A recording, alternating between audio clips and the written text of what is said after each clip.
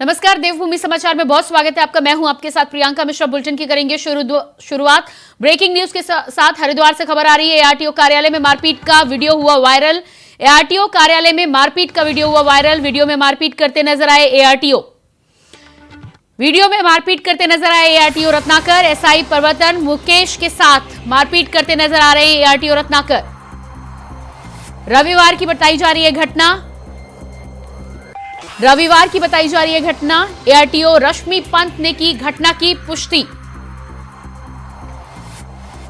मामले में कुछ भी नहीं बोल पाई रश्मि पंत।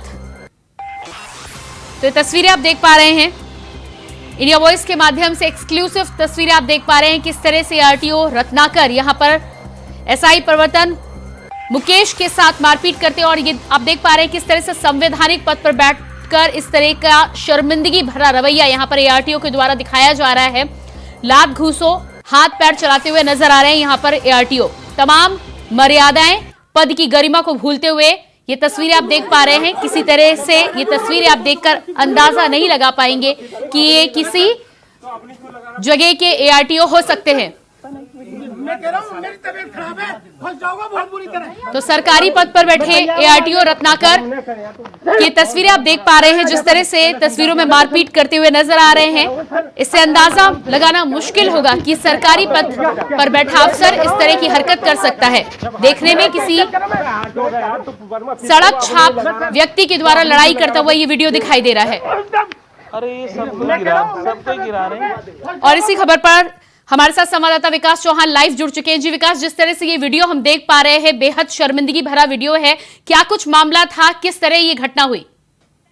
देखिए, जो वीडियो वायरल हुआ है ये एक दिन पूर्व का बताया जा रहा है, जब आरटीओ कार्यालय के अंदर ही उसके परिसर के अंदर ही एआरटीओ और जो अन्य जो कर्मचारी है, जो एसआई बताया जा रहा है मुकेश वर्मा, उसको पीटते हुए यहाँ पर दिखाई ददे रहे हैं। तो कहीं ना कहीं जिस तरह से पूरा मामला यहाँ सामने आया है, उसके बाद जिला अधिकारी ने भी इसका संज्ञान लिया है और जिलाधिकारी के द्वारा इसको जांच यहाँ पर बैठा दी गई है। और यहाँ पर ये बात देखने वाली है कि आखिर इन दोनों के बीच क्या वजह रही कि इस तरह की नौबत यहाँ पर आई है। हालांकि जिस तरह से मुकेश वर्मा जो एआरटीओ जो रश्मि पंत हैं यहाँ पर प्रवर्तन की, उनसे जब बात की गई तो उनके द्वारा भी ये कहा गया है कि वो जब तक वहां पर पहुंची तब तक इस तरह की घटना यहाँ पर हो रही थी। हालांकि वीडियो में वो भी यहाँ पर दिखाई दे रही हैं। उनके द्वारा ये भी बताया गया कि जिस तरह से वो उनका ड्राइवर, क्योंकि उनके साथ वो यहाँ पर चलता है।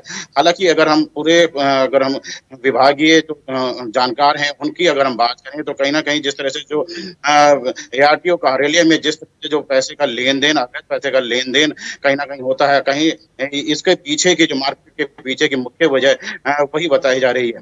जी विकास, जिस तरह से यहाँ पर मारपीट हम देख पा रहे हैं, आरटीओ रश्मि पंत इस पूरे मामले में कुछ नहीं कह पाई है, लेकिन आरटीओ और विभाग के बड़े अधिकारियों का इस पर क्या कुछ कहना है? क्या कुछ कार्रवाई अभी तक की गई है, कुछ संज्ञान में आया है?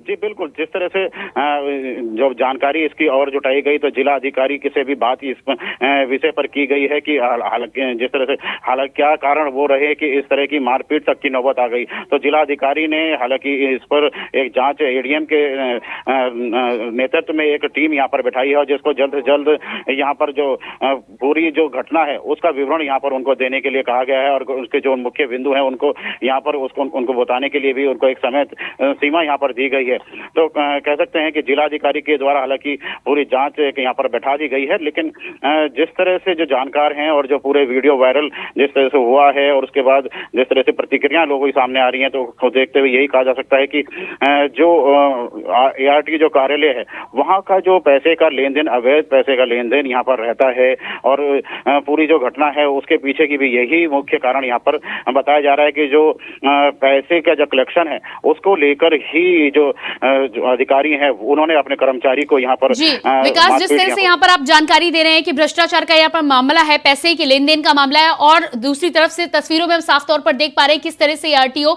रत्नाकर की गुंडागर्दी यहाँ पर दिखाई दे रही है। क्या कानून का कोई डर नहीं है? क्या विभाग का कोई डर नहीं है, या ऐसा ही चलता है? देखिए, बिल्कुल जिस तरह से विभाग की अगर हम बात करें तो हालांकि सरकार के द्वारा लगातार प्रयास किए जा रहे हैं, ऑनलाइन सारे ट्रांजैक्शन यहाँ पर किए गए हैं, लेकिन जो नए नए नियम वहाँ पर लाए गए हैं, चाहे वो ड्राइविंग को लेकर हो, चाहे अन्य किसी तरह के कागजों को बनाने को लेकर हो, सभी ऑनलाइन ज्यादातर किए गए हैं। लेकिन फिर भी कोई ना कोई रास्ता यहाँ पर निकाला जाता है ताकि जो यहाँ के जो पैसे का लेन देन है वो हो सके। लेकिन जिस तरह की मारपीट यहाँ पर हुई है उसके बाद जिस तरह से लगातार जो अगर हम जो पीड़ित पक्ष है उसकी बात करें, जिस तरह से मुकेश वर्मा से हमारी बात हुई फोन पर, तो उन्होंने बताया कि वो इस समय देहरादून में हैं और जो अपने जो विभागीय जो नेता हैं, जो यूनियन के नेता हैं, उनसे उनकी बातचीत चल रही है और आगे किस तरह की वो अपने जो उनके साथ जो मारपीट हुई है उसको आगे किस तरह से लड़ाई वो लड़ेंगे। हालांकि फिलहाल उनकी तरफ से कोई भी पुलिस में रिपोर्ट यहाँ पर नहीं की गई है। लेकिन वहीं अगर हम दूसरी तरफ बात करें, जिस तरह से अधिकारियों ARTO जो यहाँ पर जो मुख्य यहाँ पर मारपीट करते हुए दिखाई दे रहे हैं रत्नाकर, तो उनके घर पर भी एक यहाँ पर मीटिंग चल रही है जिसमें कई अन्य जो ARTO हैं वो उनके साथ यहाँ पर देहरादून के ARTO यहाँ पर उनके घर पहुंचे हैं। वहीं ऋषिकेश और हरिद्वार के जो मैडम जो हैं यहाँ पर वो भी यहाँ पर उस समय मीटिंग में हैं।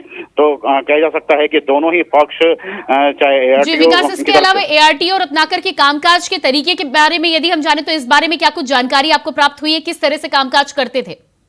देखिए, हालांकि अभी जिस तरह से ARTO जो रत्नाकर हैं वो यहाँ पर अभी प्रशासनिक हैं और वो ऑफिस के जो पूरा मामला है उसको देखते हैं। जो रश्मि पंत हैं वो परिवर्तन की यहाँ पर ARTO हैं, जो हाईवे और जो अन्य सड़कें हैं वहां पर जिस तरह से व्हीकल चलते हैं उनको जांचने का काम करती हैं। तो जो विभागीय पूरी जिम्मेदारी है वो कहीं ना कहीं रत्नाकर पे है। और जिस तरह से जो विभागीय जो यहाँ पर पूरा लेन देन अगर हम बात करें, क्योंकि कहीं ना कहीं जो जानकार हैं वो यही एक बात उठाते हैं, जिस तरह से जो पैसे का लेन देन मुख्य बिंदु यहाँ पर है और जिस तरह की उनकी कार्यशैली भी यहाँ पर है, क्योंकि जिस तरह से मारपीट करते हुए दिखाई दे रहे हैं, कहीं ना बिल्कुल ये नहीं दिखाई दे रहा है कि वो एक आधिकारिक पद पर हैं और इस तरह का कोई अधिकारी इस तरह की घटना कर सकता है। तो एक चिंता का विषय है। वहीं जिला अधिकारी के द्वारा अब जांच यहाँ पर ADM के नेतृत्व में यहाँ पर बैठा दी गई है। जी बिल्कुल, तो यहाँ पर जिस तरह से दिखाई दे रहा है, जिस तरह से वीडियो में वो लड़ाई करते हुए, गुंडागर्दी करते हुए दिखाई दे रहे हैं, उससे साफ देखा जा सकता है कि पैसों के लेन देन की आप बात कर रहे हैं, विभाग में किस तरह से काम किया जाता रहा होगा। इस पूरे मामले में ARTO रत्नाकर की यदि हम बात करें तो क्या पहले भी इस तरह का कोई मामला सामने आया है पैसों के लेन देन को लेकर? क्योंकि जिस हनक के साथ वो मारपीट करते हुए दिखाई दे रहे हैं, यकीनन ये जरूर देखा जा सकता है कि किसी का कोई डर नहीं है, ना विभाग के आला अफसरों का डर है, ना जिलाधिकारी का डर है, ना कानून का डर यहां पर दिखाई दे रहा है। जी बिल्कुल, जिस तरह से मारपीट, बिल्कुल आपने सही कहा कि जिस तरह से मारपीट का मामला यहाँ पर सामने आया है, बिल्कुल उसमें कोई डर उनको नहीं दिखाई दे रहा है। हालांकि मुकेश जो यहाँ पर है पीटते हुए जो दिखाई दे रहा है, जो कर्मचारी SI है, वो बार बार अपने अधिकारी को यही कह रहा है कि वो बहुत गलत कर रहे हैं। इस तरह से हाथ उठाना उनके लिए कहीं ना कहीं उनकी नौकरी तक की बात आ सकती है। वो बार बार यही अपील कर रहा है कि वो इस तरह के घटना को अंजाम ना दें। उसके बाद भी लगातार अधिकारी के द्वारा उसके साथ मारपीट यहाँ पर की गई है, तो उसे साफ देखने को मिलता है कि अधिकारी के ऊपर। जी विकास, इसके अलावा वीडियो में यदि हम देखें तो पुलिस विभाग के भी यहाँ पर कर्मचारी बीच बचाव करते हुए नजर आ रहे हैं, छुड़ाने का प्रयास करते हुए नजर आ रहे हैं। तो क्या पुलिस ने अपने आप इस पूरे मामले में कोई संज्ञान नहीं लिया है? देखिए, मैं जहाँ तक ये जो हालांकि जो वर्दी वाली यहाँ पर दिखाई दे रहे हैं वो कहीं ना कहीं जो ARTO में जो कर्मचारी होते हैं, जो SI होते हैं, वो ही यहाँ पर दिखाई दे रहे हैं और विभागीय जो सब कर्मचारी। हालांकि पुलिस अभी यहाँ पर इस मौके पर नहीं यहाँ पर दिखाई दे रही है, लेकिन जो भी वर्दीधारी यहाँ पर दिखाई दे रहे हैं वो सभी विभाग जो ARTO कार्यालय होता है उसमें तैनात जो कर्मचारी हैं। हालांकि ये भी उनके द्वारा बीच बचाव यहाँ पर करके उनको बचाने का प्रयास किया जा रहा है, दोनों को दूर करने का प्रयास किया जा रहा है। जी बिल्कुल विकास, तो आप नजर बनाए रखिएगा आगे क्या कुछ कार्रवाई होती है। फिलहाल इस तमाम जानकारी के लिए आपका बहुत बहुत शुक्रिया। बात करेंगे अगली खबर की। पृथक राज्य का गठन कराने की मांग को लेकर 2 अक्टूबर 1994 को रामपुर तिराहा पर आंदोलनकारियों का टकराव हो गया था। उस घटना में 7 लोगों की जान चली गई थी। रामपुर तिराहा पर उनकी याद में बनाए गए शहीद स्मारक पर सोमवार को उत्तराखंड के मुख्यमंत्री पुष्कर सिंह धामी समेत कई मंत्रियों और उत्तराखंड क्रांति दल के कार्यकर्ताओं ने पहुंचकर पुष्पांजलि अर्पित की। तो ये तस्वीरें आप देख पा रहे हैं, मुख्यमंत्री पुष्कर सिंह धामी की ये तस्वीरें हैं जो शहीद स्मारक स्थल पर पहुंचे थे। राज्य आंदोलनकारियों के शहीद स्मारक स्थल पर आज 28वीं बरसी के मौके पर पुष्प सुमन अर्पित कर उन तमाम शहीदों को श्रद्धांजलि अर्पित कर मुख्यमंत्री ने याद किया। उनके साथ भारतीय जनता पार्टी के कई बड़े नेता भी मौजूद रहे।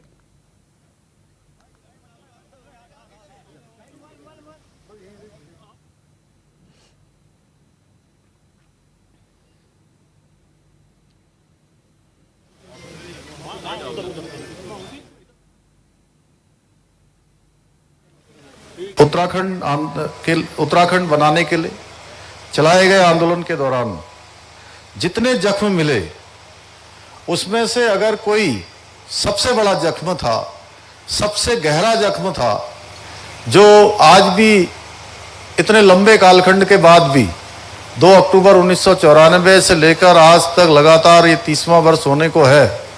लगातार हम प्रत्येक वर्ष उनका स्मरण करते हैं, प्रत्येक वर्ष यहाँ पर बरसी का कार्यक्रम आयोजित करते हैं। तो मैं कह सकता हूँ कि ये सबसे गहरा जख्म था जो कभी भरा नहीं जा सकता है। इस अवसर पर आप सब जानते हैं, शांतिपूर्वक आंदोलन कर रहे उत्तराखंडियों को ये घाव ये आज तक नहीं भरा और प्रदेश का एक एक जन आज भी इसके दर्द को महसूस करता है। पिछले वर्ष हमारे महेंद्र भट्ट जी, इनकी पूज्य माता जी, इस पूरे आंदोलन में किस प्रकार से उन्होंने भाग लिया था, आप गत वर्ष बहुत भावुक हो गए थे। और इस राज्य आंदोलन में जो रामपुर तिराहा कांड में गोलीकांड हुआ था, उस गोलीकांड में रविंदर रावत जी, सत्येंद्र चौहान जी, गिरीश भद्री जी, राजेश लखेड़ा जी, सूर्य प्रकाश थपलियाल जी, अशोक कैसिव जी और राजेश नेगी जी, ये उनकी शहादत हुई। उनकी शहादत की बदौलत ही ये उत्तराखंड राज्य बनने का मार्ग प्रशस्त हुआ। हम उस काम को ले रहे हैं जिसमें आने वाले समय में आप सब लोग जिस प्रकार से 4 धामों की यात्रा करते हैं, आज 4 धामों तक आप कहीं पैदल और कहीं सड़क के माध्यम से जाते हैं, उसी प्रकार से आने वाले समय में आप सब लोग कैलाश दर्शन करने के लिए भी सड़क मार्ग से ही उत्तराखंड होते हुए वहां तक भी जाएंगे। उसमें भी हमारा तेजी से काम हो रहा है। ऐसे अनेकों काम हो रहे हैं। अभी हमने 10% का जो क्षैतिज आरक्षण है वो सरकारी नौकरियों में देने का निर्णय लिया था। कुछ एक थोड़ी सी उसमें एक आध पेज कुछ ऐसा रह गया था, वो प्रवर समिति को, वो हमारा विधेयक गया हुआ है, जल्दी ही प्रवर समिति से वो पूरा हो जाएगा। विधानसभा में हम उसका विधेयक जल्दी ही बना देंगे। और साथ ही साथ हमारे ही कार्यकाल में जहां एक और आंदोलनकारियों की हमने पेंशन बढ़ाने का कार्य किया, वहीं दूसरी ओर राज्य आंदोलनकारियों की मृत्यु के पश्चात उनके आश्रितों को भी पेंशन देने का भी हमने निर्णय लिया है। इसके साथ ही हम राज्य आंदोलनकारियों को, चूंकि थोड़ा पेंशन में भी पहले हमने 3100 से 4500 और 6000 की पेंशन की थी, उसको भी एक समान पेंशन देने की कार्य योजना पर हम काम कर रहे हैं।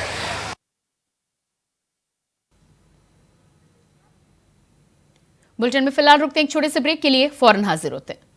ब्रेक के बाद बात करेंगे अगली खबर की। बीजेपी प्रदेश अध्यक्ष महेंद्र भट्ट शहीद स्थल पर पहुंचकर उत्तराखंड के राज्य आंदोलनकारी शहीदों को श्रद्धांजलि देने के लिए पहुंचे। इस मौके पर बीजेपी के विधायक खजान दास, मेयर सुनील उनियाल गामा के साथ ही साथ कई बीजेपी के पदाधिकारी भी मौजूद रहे। बीजेपी प्रदेश अध्यक्ष महेंद्र भट्ट का कहना है कि उत्तराखंड सरकार शहीदों के सपनों को पूरा करने की दिशा में काम कर रही है और प्रदेश में बुनियादी विकास हो रहा है। उत्तराखंड सरकार प्रदेश के दूरस्थ क्षेत्रों के लोगों के कल्याण के लिए भी कई योजनाएं चला रही है। जिस तरह से उत्तराखंड आगे बढ़ रहा है,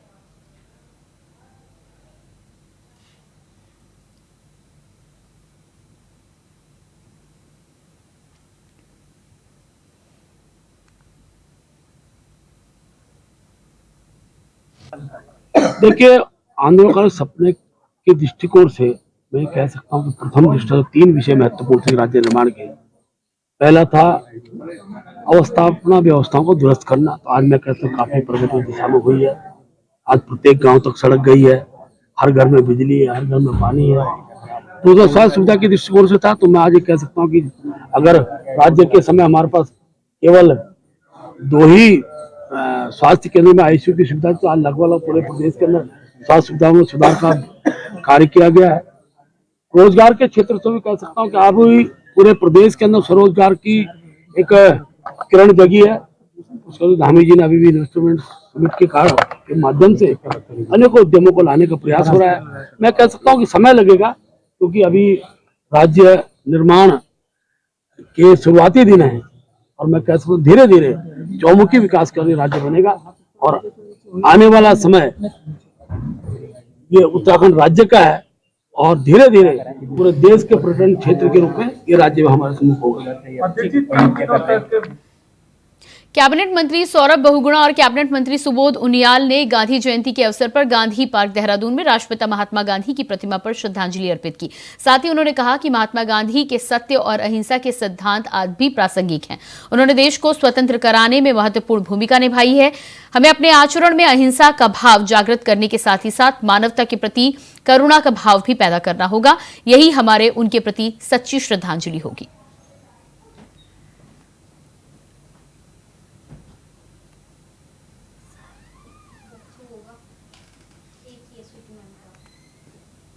देहरादून कांग्रेस प्रदेश कार्यालय में गांधी जयंती के अवसर पर महात्मा गांधी और लाल बहादुर शास्त्री को श्रद्धांजलि दी गई, जिसमें प्रदेश अध्यक्ष करण माहरा सहित प्रदेश के बड़े कांग्रेस नेता भी मौजूद रहे।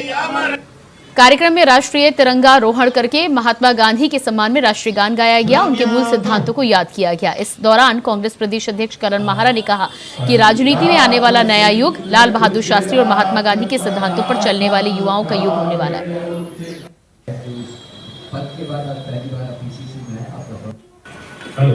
अब यहाँ से हम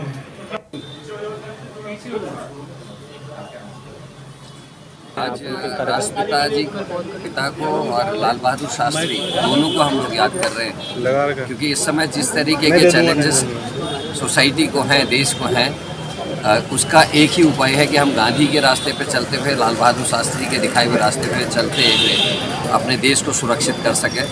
जिस तरीके से बॉर्डर्स आज सुरक्षित है और किसान असुरक्षित है, हमारे फौज असुरक्षित है। एक तरफ किसान आंदोलन में 700 किसान मर जाते हैं और एक मंत्री के पुत्र की गाड़ी के नीचे कुचलकर 5 किसानों की हत्या हो जाती है, लेकिन कुछ नहीं होता। भाजपा प्रदेश कार्यालय में गांधी जयंती के मौके पर कार्यक्रम का आयोजन किया गया, जहां भाजपा के कई वरिष्ठ पदाधिकारी ने बापू को याद करते हुए उन्हें श्रद्धांजलि अर्पित की। साथ ही लाल बहादुर शास्त्री को भी याद करते हुए श्रद्धांजलि दी गई। बता दें कि भाजपा प्रदेश महामंत्री खिलेंद्र चौधरी का कहना है कि महात्मा गांधी ने जो सत्य और अहिंसा का मार्ग बताया, भाजपा कार्यकर्ताओं ने उस पर चलने का संकल्प लिया है। चलो कर लो, सब लोग सब कर लो, पहले लो। देखिए, राष्ट्रपिता महात्मा गांधी को हम हर वर्ष की भांति इस वर्ष भी याद कर रहे हैं और भारतीय जनता पार्टी का प्रत्येक कार्यकर्ता, प्रत्येक पदाधिकारी कहीं न कहीं लाल बहादुर शास्त्री और गांधी जी की जयंती के अवसर पर उनको पुष्प अर्पित कर रहा है, उनको याद कर रहा है। उनके जीवन से जो प्रेरणा हमें मिली है, जैसे स्वेच्छता का संदेश हमने लिया है, और लाल बहादुर शास्त्री जी एक ईमानदार राजनेता के रूप में जाने जाते हैं। राष्ट्रपिता महात्मा गांधी और देश के पूर्व प्रधानमंत्री लाल बहादुर शास्त्री जी की जयंती को पूरे जनपद में श्रद्धा सुमन एवं हर्षोल्लास के साथ मनाया गया। साथ ही साथ सभी राजकीय भवनों, कार्यालयों व संस्थानों में राष्ट्रीय ध्वज फहराया गया। जिला कार्यालय परिसर में अपर जिलाधिकारी डॉक्टर अभिषेक त्रिपाठी ने बापू और शास्त्री जी के चित्रों का अनावरण किया व माल्यार्पण किया।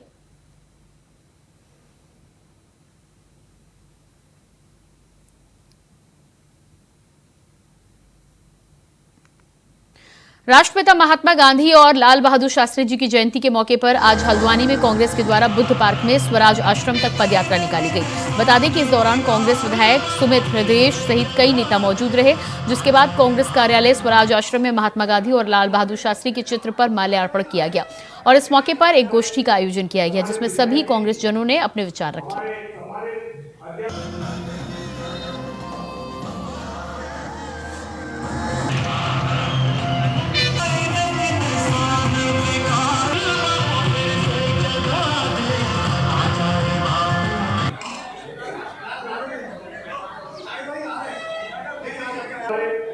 हमारे विधायक जी, हमारे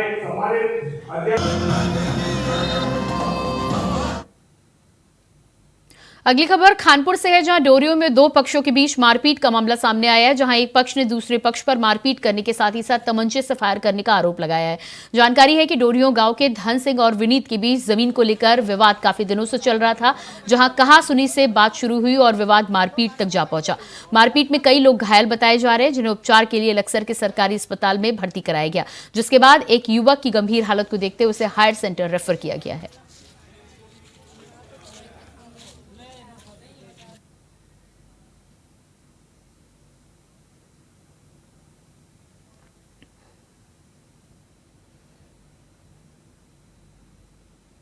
हरिद्वार के सिटकुल थाना क्षेत्र में पार्सल के माध्यम से प्रतिबंधित ड्रग्स मंगाकर बेचने वाली जोड़ी को हरिद्वार पुलिस ने गिरफ्तार किया है। जानकारी देते हुए हरिद्वार पुलिस ने बताया कि चेकिंग के दौरान 2 व्यक्तियों का flat number 105 Sarpalok building Ahmedabad से उन्हें गिरफ्तार किया गया, जिससे पूछताछ में जानकारी के द्वारा अलग अलग शहरों में 4-5 दिन रुककर पार्सल मंगवाने का काम किया जाता था, जहां भारी मात्रा में प्रतिबंधित ड्रग्स मंगवाया गया था, जिसे बरामद किया गया है। मौके पर ड्रग्स निरीक्षक ने इन्वेंट्री तैयार कर जानकारी दी कि उक्त ड्रग्स प्रतिबंधित है, जिसे इतनी भारी मात्रा में परिवहन नहीं किया जा सकता, जिसके संबंध में थाना सिटकुल पर एनडीपीएस एक्ट के तहत मुकदमा पंजीकृत कर वैधानिक कार्रवाई की जा रही है।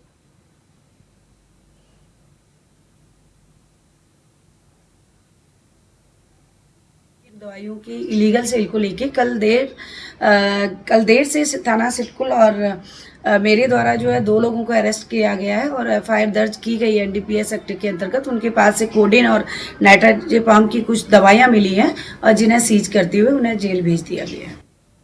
और इसी के साथ फिलहाल इस बुलेटिन में इतना ही। खबरों के लिए बने रहिए इंडिया वॉइस के साथ। नमस्कार।